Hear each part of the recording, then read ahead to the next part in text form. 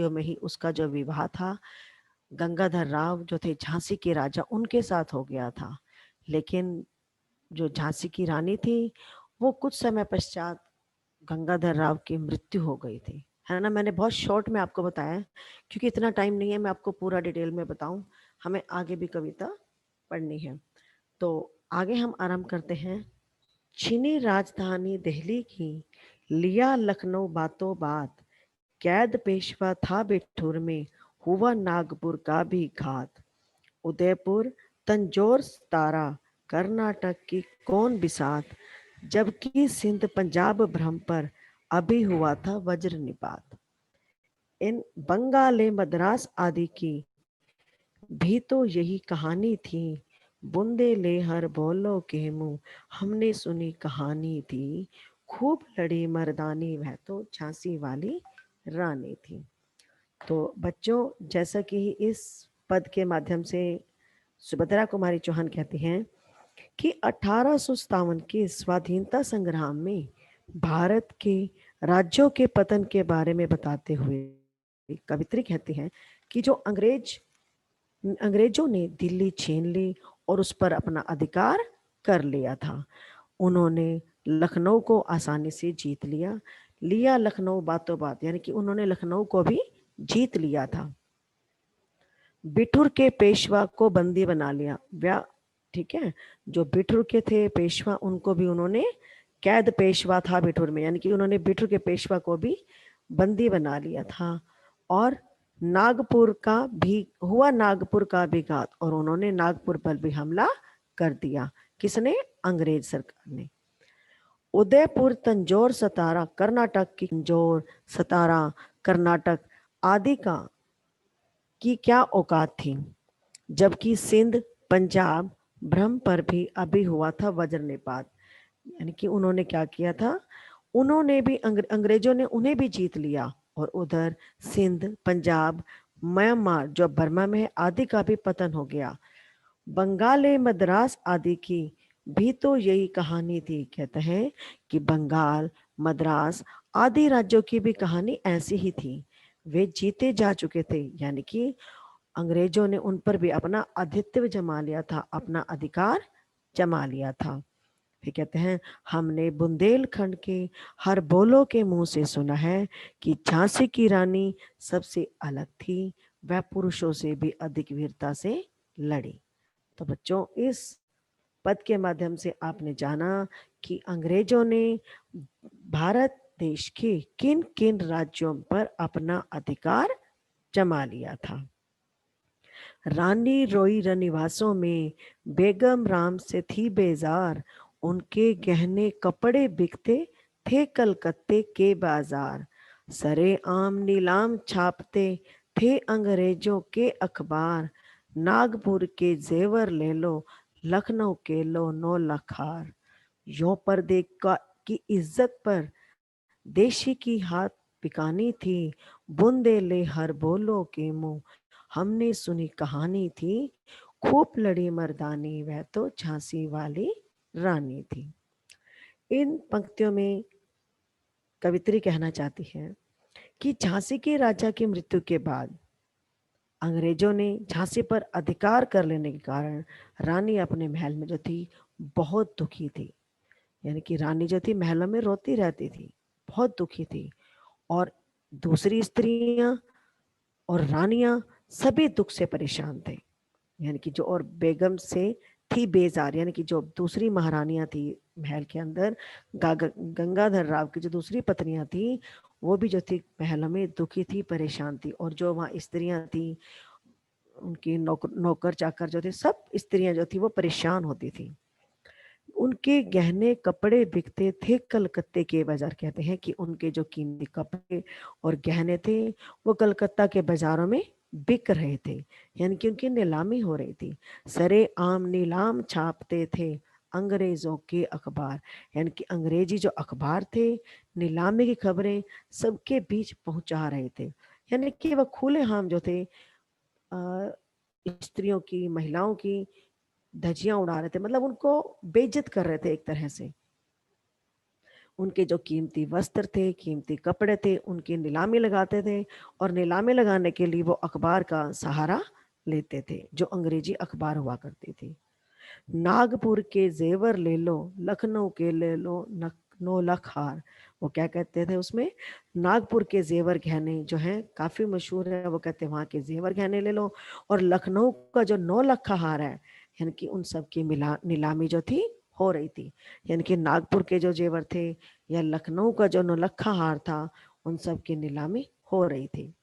यो पर देख की इज्जत पर देशी के हाथ बिकानी थी, बुंदे ले हर बोलो के मुंह हमने सुनी कहानी थी। खूब लड़ी मस्जिद पर देशी के हाथ बिकानी थी, बुंदे ले हर बोलो के मुंह हमने सुनी कहानी थी। खूब लड़ी मर्दानी वह तो झांसी वाली रानी थी। वे जो गहने थे, औरतें तथा रानियों की शोभा थे, पर्दे की इज्जत थे, वे दूसरों के हाथों में बिक रहे थे। यानी कि दूसरे मतलब अंग्रेज लोग उन्हें खरीद रहे थे। यह कहानी हमें किसने बताई, बुंदेलखंड के हर बोलों से सुनी थी कि झांसी की रानी जो थी मर्दों के समान युद्ध में लड़ी थी। नेक्स्ट पद पद हम पढ़ेंगे। कुटियों में थी विषम वेदना, महलों में आहत अपमान, वीर सैनिकों के मन में था अपने पुरखों का अभिमान। नाना धुंधु पंत पेशवा, जुटा रहा था सब सामान, बहिन छबीली ने रण चंडी का कर दिया प्रकट आह्वान। हुआ यज्ञ आरंभ उन्हें तो सोई ज्योति जगानी थी, बूंदे ले हर बोलो के मुंह हमने सुनी कहानी थी। खूब लड़ी मर्दानी वह तो झांसी वाली रानी थी। कुटियों में थी विषम वेदना।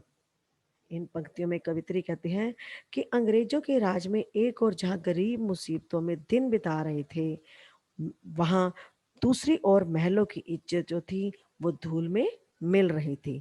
महलों में आहत अपमान, यानी कि महलों में जो रानियां थी, स्त्रियां थी, उनका अपमान हो रहा था। वीर सैनिकों के मन में था अपने पुरखों का अभिमान, यानी कि जो वीर सैनिक थे अंग्रेजों के सामने कमजोर भले ही थे, पर उनके मन में अपने पूर्वजों का गर्व कूट कूट कर भरा था। यानी कि उनके जो था अपने पूर्वजों के इज्जत सम्मान की रक्षा करने का निश्चय किया हुआ था। नाना धुंधु पत पेशवा, जुटा रहा था सब सामान। इसमें कहते हैं कि जो नाना धुंधुपत और पेशवा थे, अंग्रेजों के विरुद्ध युद्ध करने के लिए आवश्यक सामान जुटा रहे थे। आवश्यक सामान मतलब जो युद्ध से रिलेटेड थी, जैसे तलवार, बर्छी, कटार, तीर कमान, इस तरह का जो सामान थे वो इकट्ठा कर रहे थे। बहिन छबीली ने रणचंडी का कर दिया प्रकट आह्वान। इधर छबीली यानी कि लक्ष्मीबाई के बचपन का नाम था बच्चों। यहाँ पर देखो इस पैराग्राफ में बहिन छबीली, छबीली का शब्द का प्रयोग किया गया। छबीली जो है रानी लक्ष्मीबाई के बचपन का नाम था छबीली। तो कहते हैं कि इधर छबीली जो थी महल तथा राज्य की स्त्रियों में देवी दुर्गा के रणचंडी रूप को जगा रही थी, अर्थात उन्हें युद्ध का प्रशिक्षण देकर अपनी सेना में शामिल कर रही थी। रणचंडी होता है कि उनको रणचंडी का रूप देना, यानी कि एक बलशाली महिला का, स्त्री का रूप देना, और उनको युद्ध के लिए परीक्षण देकर जो है सेना में शामिल कर रही थी। हुआ यज्ञ आरंभ उन्हें तो सोई ज्योति जगानी थी, बुंदेले हर बोले क्यों हमने सुनी कहानी थी। खूब लड़ी मर्दानी वह तो झांसी वाली रानी थी। कहते हैं कि देवी दुर्गा के आह्वान के लिए यज्ञ शुरू हुआ, पर यज्ञ तो बहाना था। हुआ यज्ञ आरंभ उन्हें तो कहते हैं कि जो युद्ध था, युद्ध के आरंभ करने से पहले उन्होंने देवी दुर्गा के लिए जो था यज्ञ का आयोजन किया, और यज्ञ जो था एक बहाना था। उनका मेन मकसद था कि अपनी खोई हुई आजादी को पुनः याद दिलाने की ज्योति जगानी थी। यानी कि उन्होंने सबको जागृत करना था कि हमें अपनी आजादी चाहिए, हम अपनी आजादी हर कीमत पर लेकर रहेंगे। यह कहानी हमने बुंदेलखंड के हरबोलों के मुंह से सुनी थी कि झांसी वाली रानी अंग्रेजों के खिलाफ मर्दों के समान लड़ी थी। महलों ने दी आग, झोपड़ी ने ज्वाला सुलगाई थी, यह स्वतंत्रता की चिंगारी अंतरम से आई थी। झांसी चेती, दिल्ली चेती, लखनऊ लपटे छाई थी। मेरठ, कानपुर, पटना ने भी भारी धूम मचाई थी। जबलपुर, कोलाहलपुर में भी कुछ हलचल उकसानी थी। बुंदेलेहर बोलो के मुंह हमने सुनी कहानी थी। खूब लड़ी मर्दानी वह तो झांसी वाली रानी थी। बच्चों, इस पद्यांश में क्या कहा गया है? कवित्री कहती है, महलों ने दी आग, झोपड़ी ने ज्वाला सुलगाई थी। कहता है, अंग्रेजों से अपनी आजादी छीन लेने की बात जो थी, महलों में आग की तरह फैल गई थी। देखो बेटा, कोई भी बात होती है तो उसको फैलने में समय नहीं लगता। तो महारानी रानी लक्ष्मीबाई ने क्या किया, जो युद्ध करने की ठानी थी, ये बात पूरे महल में आग की तरह जानबूझ के फैला दी थी, ताकि सब लोगों को पता लग जाए। यानी कि वो आग की तरह बात फैल चुकी थी, और समाज के अन्य वर्ग भी अंग्रेजों के प्रति गुस्से से भर गए थे। आजादी प्राप्त करने का जो जोश और जुनून उनके हृदय से निकल रहा था। ठीक है। झांसी चेती, अब अगर चेती मतलब होता है जागना, कि झांसी जागी, दिल्ली जाग चुकी थी, लखनऊ लपटे छाई थी, और जो इनके जोश की आजादी की लड़ाई के लिए था, वो लखनऊ में भी है जोश आग के लपटों के समान फैला था। यानी कि झांसी जो थी वो भी जाग गई थी, दिल्ली भी जाग चुकी थी, और लखनऊ में भी जो ये आग की लपटें थी, कौन सी? आजादी की जो लपटें थी, वो लखनऊ तक भी पहुंच चुकी थी। मेरठ, कानपुर, पटना ने भारी धूम मचाई थी। कहते हैं कि जो मेरठ, पटना, कानपुर में भी आज़ादी प्राप्त करने की जो बात थी, सबके दिलों में थी। यानी कि सब लोग जो थे आज़ादी चाहते थे। वो अंग्रेजों की पराधीनता से तंग आ चुके थे, परेशान हो चुके थे, क्योंकि अंग्रेज जो थे उन पर अत्याचार करते थे।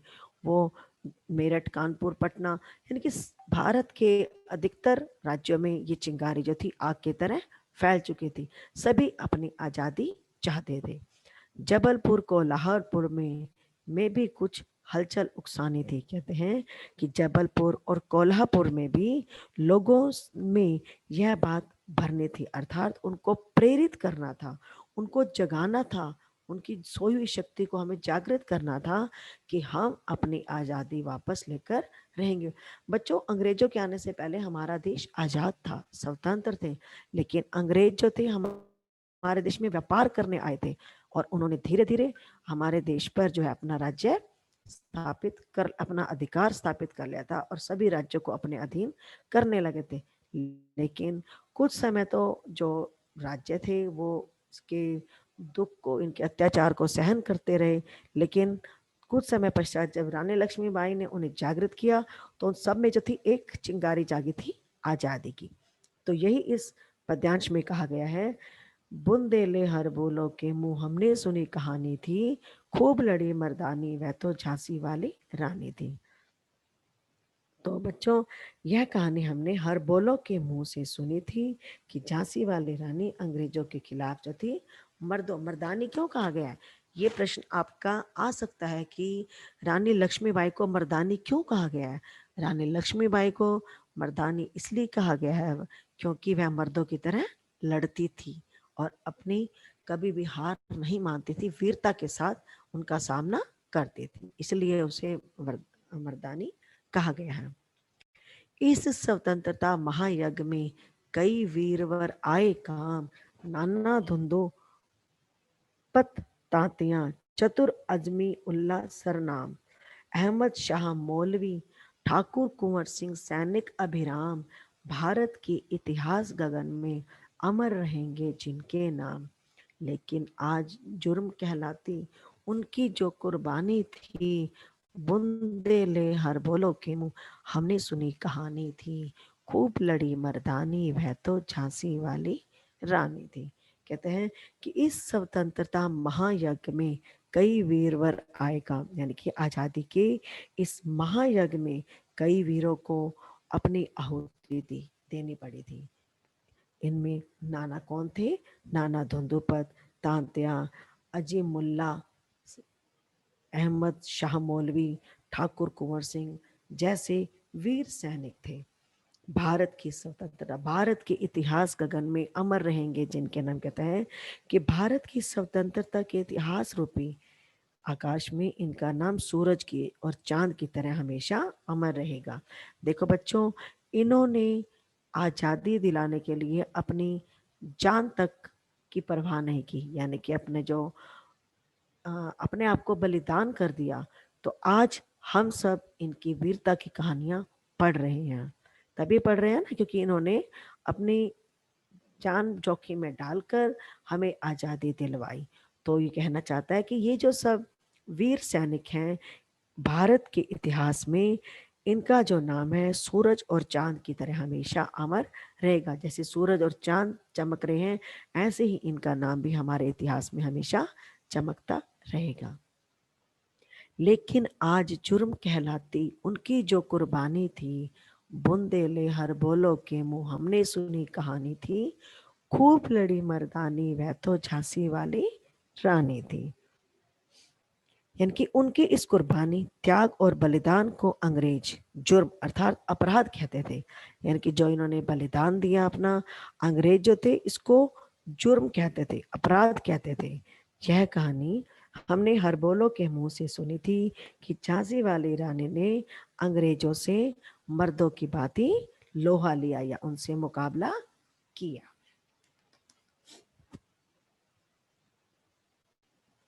इनकी गाथा छोड़ चले हम झांसी के मैदानों में, जहां खड़ी है लक्ष्मीबाई मर्द बनी मर्दानों में। ध्यान से पढ़ना बच्चों, इसको ध्यान से सुनना। इनकी गाथा छोड़ चले हम झांसी के मैदानों में, जहां खड़ी है लक्ष्मीबाई मर्द बनी मर्दानों में। लेफ्टिनेंट वाकर आ पहुंचा, आगे बढ़ा जवानों में, रानी ने तलवार खींच ली, हुआ द्वंद आसमानों में। जख्मी होकर वाकर भागा, उसे अजब हैरानी थी, बुंदेले हर बोलो के मुंह हमने सुनी कहानी थी, खूब लड़ी मर्दानी वह तो झांसी वाली रानी थी। कवित्री इन पंक्तियों के माध्यम से कहती है कि भारत के इन राज्यों की बात छोड़ दें जिन्होंने भारत के सामने, अंग्रेजों के सामने घुटने टेक दिए। आओ अब झांसी के मैदानों में चलें, जहां कहता है, क्या कह रहे हैं, इनकी गाथा छोड़ चले हम झांसी के मैदान, कहता है उनकी बात छोड़ दो जिन्होंने रानी लक्ष्मीबाई की तरह डटकर मुकाबला नहीं किया, उन्होंने अपने आप को जो है सर्वस्व अर्पण कर दिया, किसको, अंग्रेजों को। कहते उनकी कहानियां छोड़ दो।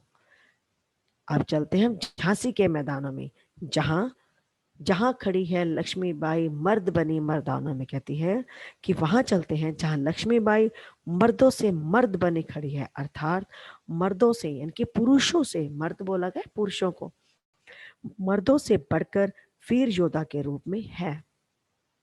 लेफ्टिनेंट वाकर आ पहुंचा, आगे बढ़ा जवानों में।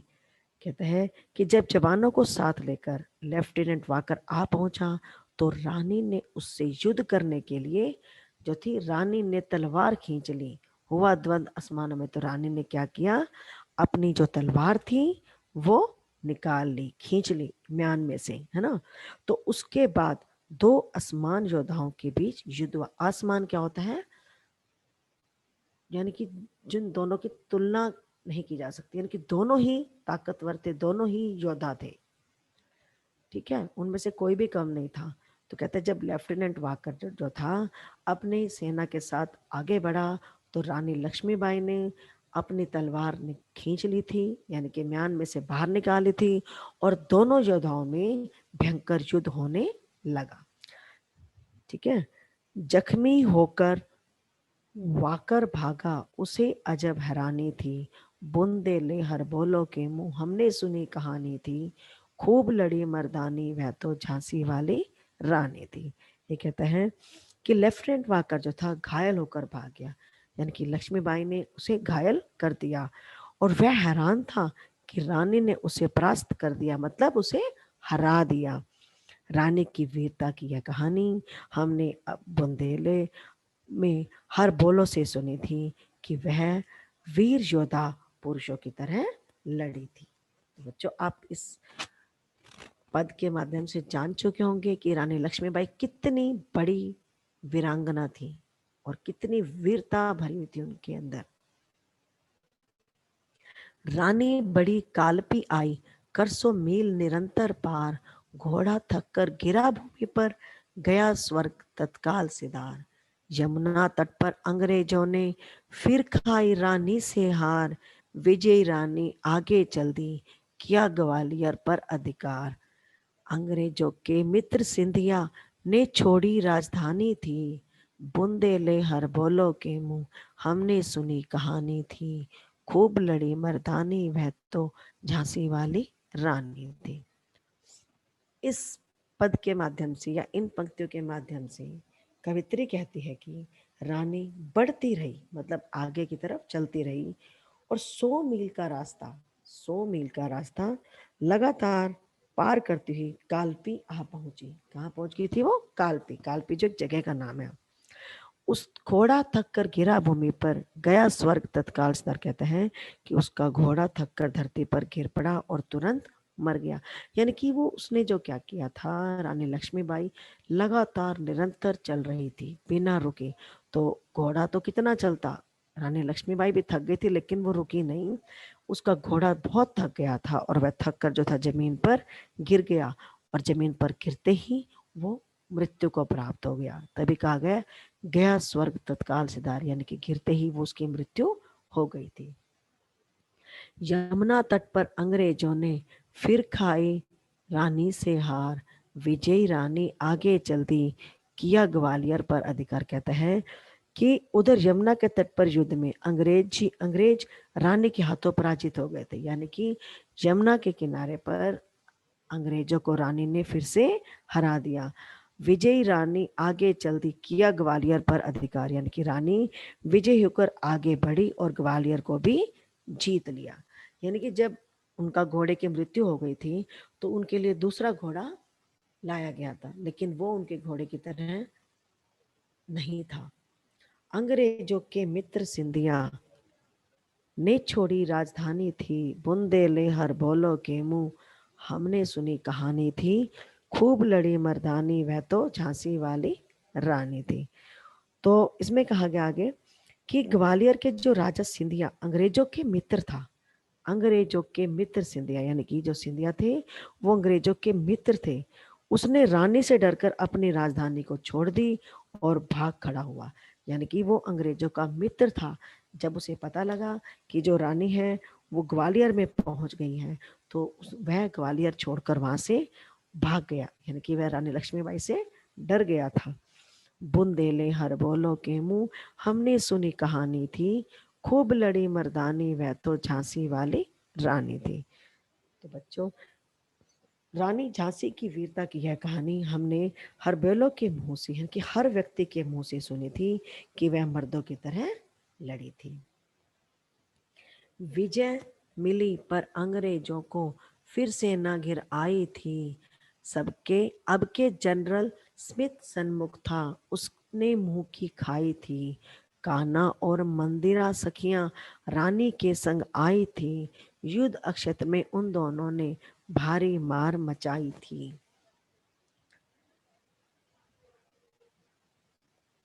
पर पीछे ही रोज आ गया, हाय गिरी अब रानी थी, बुंदेले हर बोलो के मुंह हमने सुनी कहानी थी, खूब लड़ी मर्दानी वह तो झांसी वाली रानी थी।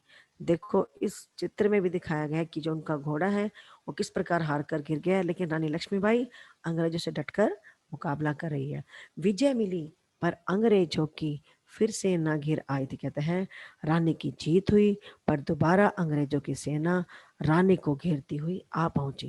यानी कि रानी की सेना को पीछे से घेरा कर लिया था। सामने से तो वो लड़ रही थी और उसने उनको हरा दिया था, लेकिन पीछे से जो थे उन्होंने उस पर हमला कर दिया था। अब पढ़िए, इस बार सामने से आ रही टुकड़ी का नेतृत्व कौन कर रहा था? जनरल स्मिथ कर रहे थे।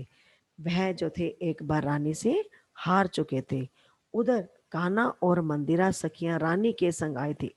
रानी के साथ उसकी 2 सहेलियां कान्हा और मंदिरा भी आई थी और युद्ध क्षेत्र में उन दोनों ने भारी मार मचाई थी। कहता है कि उस युद्ध के मैदान में उन दोनों ने जो थी भारी मार काट मचाई थी, यानी कि उन्होंने बहुत से लोगों को मार गिराया था। लेकिन अब आगे बढ़ते हैं। देखो, पर पीछे यूरोज आ गया। कहते हैं यूरोज भी एक जनरल था अंग्रेजी सेना में। सामने से तो स्मिथ ने हमला किया, तो स्मिथ को तो उन्होंने हरा दिया, लेकिन अब क्या हुआ, उन्होंने यूरोज जो था उसने पीछे से रानी पर हमला किया। तो पर दूसरी ओर से हीरोज अपनी सेना के साथ आ पहुंचा। हाय गिरी अब रानी थी। कहता है रानी लक्ष्मीबाई जो थी स्मिथ और हीरोज के बीच में घिर गई। कहता है हमने हर बोलों से सुना है कि युद्ध में रानी लक्ष्मीबाई मर्दों के समान ही लड़ी थी।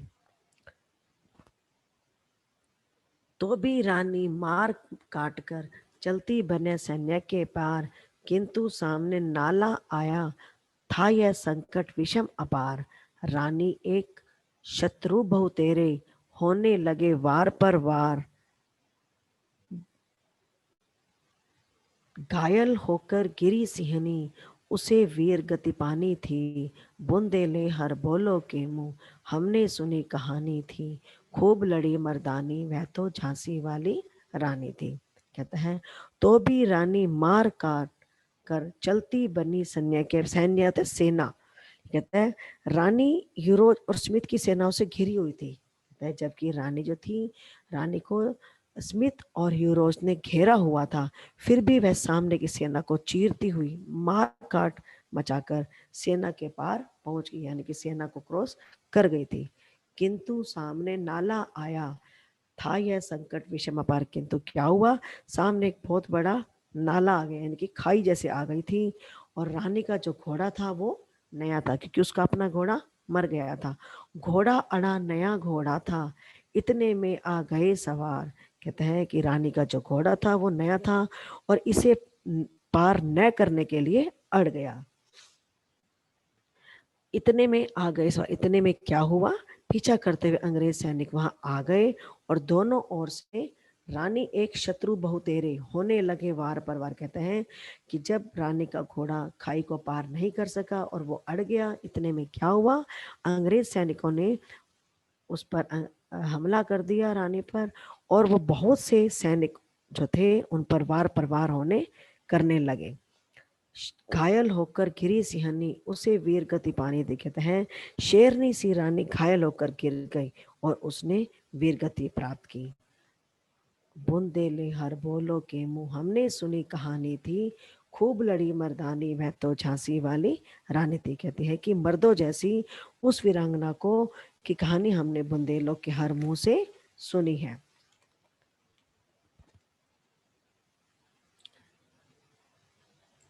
रानी गई सिधार चिता अब उसकी दिव्य सवारी थी। मिला तेज से तेज, तेज की वह सच्ची अधिकारी थी। अभी उम्र कुल 23 की थी, मनुज नहीं अवतारी थी। हमको जीवित करने आई बन स्वतंत्रता नारी थी। दिखा गई पथ सिखा गई हमको जो सीख सिखानी थी। बुंदे ले हर बोलो के मुंह हमने सुनी कहानी थी। खूब लड़ी मर्दानी वह तो झांसी वाली रानी थी। रानी गई सिधार चिता। अब कहता है कि रानी का स्वर्गवास हो गया था, वह वीर गति को प्राप्त हो गई थी। अब चिता ही उनकी दिव्य सवार थी, अर्थात उन्हें चिता पर रख दिया गया था। उनका तेज आग के समान तेज से मिल गया, क्योंकि वह तेज की सच्ची अधिकारिणी थी। अभी उनको उम्र केवल कितनी थी, अभी उम्र कुल 23 की थी, यानी कि उनकी जो उम्र थी वो 23 वर्ष की थी, और 23 वर्षों में ही उन्होंने वीरता दिखाई। उससे लगता है कि वह मनुष्य नहीं, कोई अवतार थी। वह स्वतंत्रता की जीवित वह स्वतंत्रता की देवी बनकर हमें जीवित करने आई थी। वह हमें बलिदान का मार्ग दिखा गई और जो सीख देनी थी वो हमें दे गई। बुंदेलों के हर बोलों के मुंह हमने सुनी कहानी। कहते हैं कि बुंदेलखंड के हर बोलों के मुंह से हमने ये कहानी सुनी है कि वह मर्दों के जैसे लड़ी थी।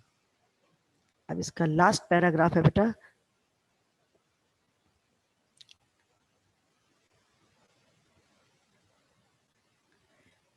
जाओ रानी याद रखेंगे, जाओ रानी याद रखेंगे हम कृतज्ञ भारतवासी, यह तेरा बलिदान जावेगा स्वतंत्रता अविनाशी। होवे चुप इतिहास लगे सच्चाई को चाहे फांसी, हो मदमाती विजय मिटा दे गोलों से चाहे झांसी। तेरा स्मारक तू ही होगी, तू खुद अमिट निशानी थी, बुंदे ले हर बोलो के मुंह हमने सुनी कहानी थी। खूब लड़ी मर्दानी वह तो झांसी वाली रानी थी। इन पंक्तियों के माध्यम से कवित्री कहती है कि तुम तो कि हे रानी तुम तो स्वर्ग को जाओ, मगर हम सब भारतवासी तुम्हारा यह बलिदान हमेशा याद रखेंगे। तुम्हारा यह बलिदान हमें कभी नष्ट न होने वाली आजादी के प्रति सचेत करता रहेगा। इतिहास चाहे कुछ भी न कहे और सच्चाई का गला घोट दिया जाए, अंग्रेजों द्वारा चाहे विजय प्राप्त कर ली जाए या वे झांसी को गोलों से नष्ट कर दें, पर भारतवासी यह बलिदान नहीं भूल सकेंगे। हे रानी, तू अपना स्मारक स्वयं होगी, अर्थात तुम्हें याद रखने वाले स्मारकों की आवश्यकता नहीं है। तुम स्वयं अपने कभी नहीं मिटने वाली निशानी हो। यह कहानी हमने बुंदेलखंड के हरबोलों के मुंह से सुनी थी कि झांसी की रानी युद्ध में मर्दों की भांति अत्यंत वीरता से लड़ी थी। तो बच्चों, आज हमने इस कविता का सात स्वर उच्चारण कर इसके अर्थ को समझा। आप इस कविता को ध्यान से पढ़ेंगे और इसके अर्थ को समझेंगे कि रानी लक्ष्मीबाई किस प्रकार हमारे देश को आजाद कराने के लिए मर्दों की भांति लड़ती रही और अंत में कई अंग्रेज वीर सैनिकों को मारकर वीर गति को प्राप्त हुई। तो बच्चों, आप इस पाठ के प्रश्न उत्तर भी सॉल्व करने की कोशिश करेंगे ताकि जो आपने इस कविता को पढ़ा है आप इस कविता के अर्थ को समझ सके और इनके प्रश्नों के उत्तर को लिख सके। आप रफ कॉपी में आप इस प्रश्नों के उत्तर को लिखने का अभ्यास करेंगे।